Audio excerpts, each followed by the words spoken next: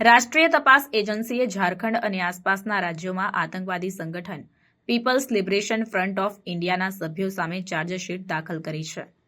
દાખલ કરેલી આ ચાર્જશીટમાં ઝારખંડના ખૂંટી જિલ્લામાંથી નિલંબર ગોપે ઉર્ફ ડેલગા ઉર્ફ ડીકલ અને શિવકુમાર સાહુના નામનો સમાવેશ થાય છે.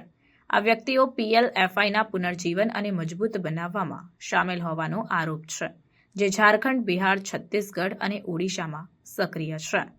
એનઆઈએ અનુસાર પીએલએફઆઈના સભ્યો આ રાજ્યોમાં કોયલા વેપારીઓ, ટ્રાન્સપોર્ટરો, રેલવે કોન્ટ્રાક્ટરો અને વેપારીઓ પાસેથી પૈસા ઉઘરાવવાના કામમાં સામેલ હતા. આ ગેરકાયદેસર પ્રવૃત્તિઓ દ્વારા એકત્રિત થયેલા નાણાંનો ઉપયોગ આતંકવાદી સંગઠનના કાર્યોને નાણાં પૂરા પાડવા માટે કરવામાં આવ્યો હતો.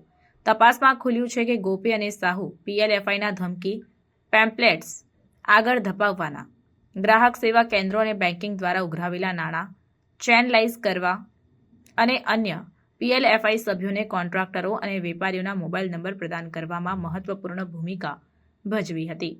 ચાર્જશીટમાં પીએલએફઆઈના સભ્યો દ્વારા હત્યા, આગ અને હિંસક હુમલાઓ કરવા માટેની સજ્જડની વિગતો પણ આપવામાં આવી છે, જે ખાસ કરીને વેપારીઓ અને કોન્ટ્રાક્ટરોને ટાર્ગેટ કરવા માટે જનતામાં આતંક ફેલાવવા માટે છે.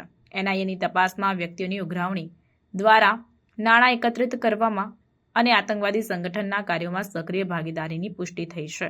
આ કેસ, જે એનઆઈએ દ્વારા 12 ઓક્ટોબર 2023ના રોજ સુઓ મોટો નોંધવામાં આવ્યો હતો, એજન્સીના આતંકવાદી નેટવર્કને તોડી પાડવા અને તેના નાણાકીય સ્ત્રોતોને કાબૂમાં લેવા માટે સતત પ્રયાસોને હાઇલાઇટ કરે છે. રાષ્ટ્રની સુરક્ષા અને સલામતી સુનિશ્ચિત કરવા માટે એનઆઈએ આવા પ્રવૃત્તિઓમાં સામેલ વ્યક્તિઓ અને જૂથો સામે તપાસ અને કાર્યવાહી ચાલુ રાખે છે.